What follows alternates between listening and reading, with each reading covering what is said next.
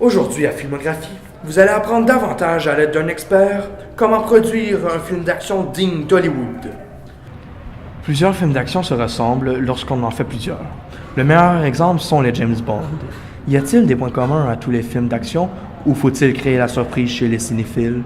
Les points communs entre les films d'action, c'est que c'est une bonne question dans le fond, parce que la frontière elle commence à être plus mince entre ce qui était défini comme étant des films d'action typiques il y a quelques années, comme le James Bond, qui est le film d'action typique, et les films d'action d'aujourd'hui. Parce qu'avant, un film d'action, c'était avant tout un personnage qui ne changeait pas à l'intérieur du film et qui avait une quête, un mobile, le moteur de sa quête, était une quête extérieure. Genre, il fallait qu'il sauve le monde.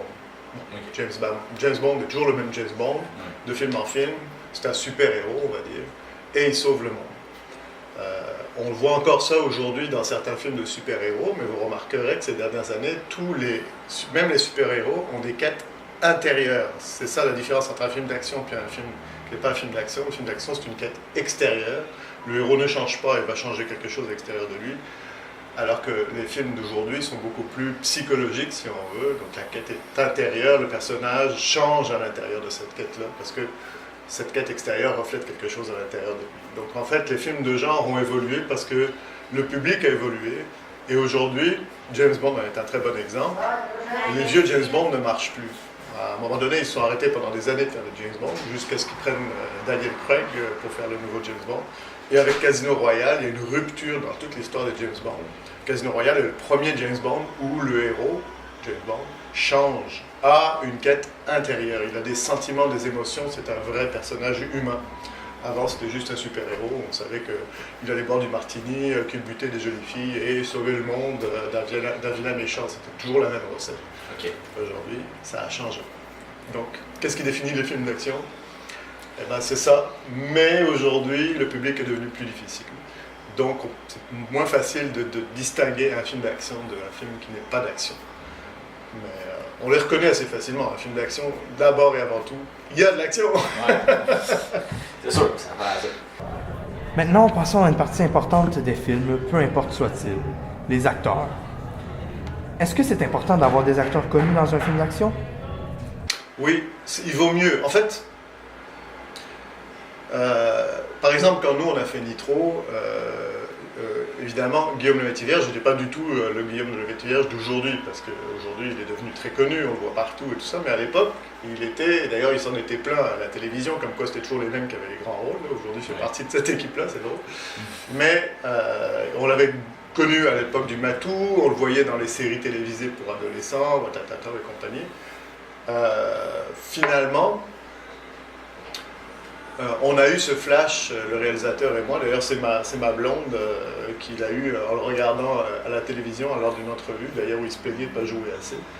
Et ça faisait longtemps qu'on cherchait le meilleur acteur pour interpréter ce rôle-là, quelqu'un qui soit aussi bien physique, c'est ça que ça prend, c'est quelqu'un de physique quand même, évidemment, quand vous regardez tous les films d'action, les héros sont toujours des gens qui ont des capacités physiques, on y croit quand on les voit, ok, ils dégagent une certaine puissance, une certaine virilité.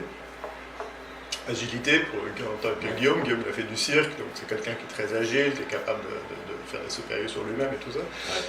Ouais. Et donc ce mélange de virilité, d'agilité et de sensibilité pour que le film soit plus réaliste aussi. Ce qui était peut-être moins important à une certaine époque.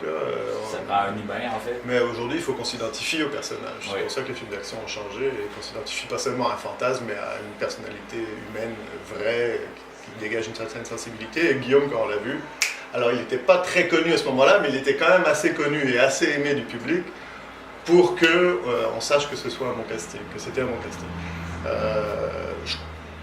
La recette, c'est sûr que si vous prenez un acteur très connu, vous risquez en fait d'amener avec lui le préjugé qu'on a sur lui.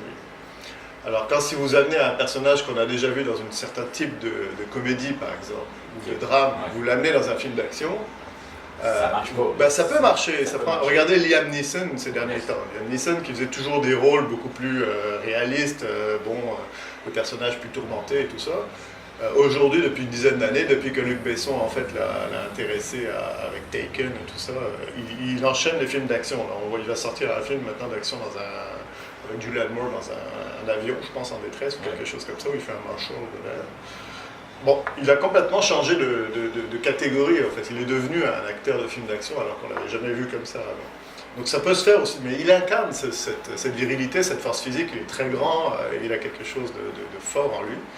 Et ça a été un pari qui a été gagné, mais tout ça demande beaucoup de réflexion et à certains risques. Des fois, on se trompe.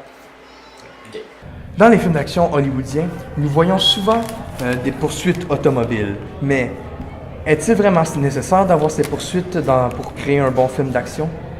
Oui, mais rappelez-vous le Casino Royale. Oui. On a tellement l'habitude qu'ils poursuivent les criminels en voiture que dans Casino Royale, il y a une super belle voiture écœurante comme d'habitude. D'ailleurs, c'est une Aston Martin qui a renoué avec la marque légendaire de James Bond, parce que pendant un certain temps, il y a eu les commandites de BMW, et puis James Bond ne roulait plus en Aston Martin. Mais là, il nous ramène une Aston Martin magnifique, avec écœurante, full gadget. Et on se dit, la poursuite va être débile, parce qu'on a l'habitude de voir une poursuite dans les films de James Bond. Et là, je ne sais pas si vous vous rappelez, ils sont au casino, et à un moment donné, sa belle copine, la magnifique Eva Green, qui joue la comptable, qui l'accompagne au casino pour lâcher le fric quand il en a besoin, se fait kidnapper. Et là, James Bond part à sa poursuite, et là on se dit, ça y est, c'est la poursuite du film.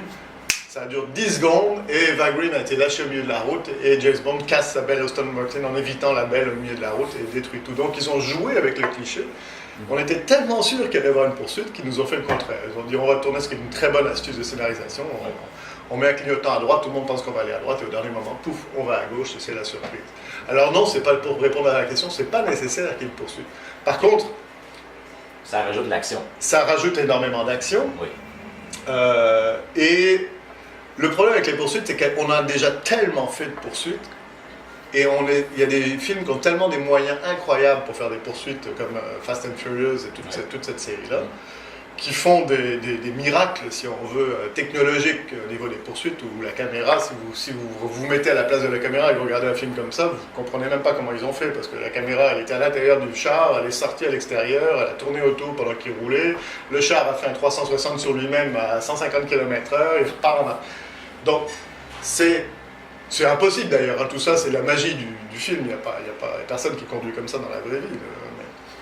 Mais ça a l'air d'être vrai, et ça c'est grâce à des moyens énormes qui sont mis en place.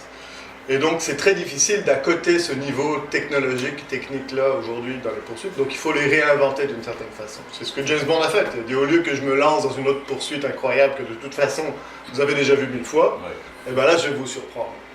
Dans un film d'action, il y a souvent, bien sûr, de l'action, mais aussi il y a des filles, du sang et des morts. Mais quelles parties peuvent se retrouver dans un film pour qu'il soit accessible à tous? Alors ça, c'est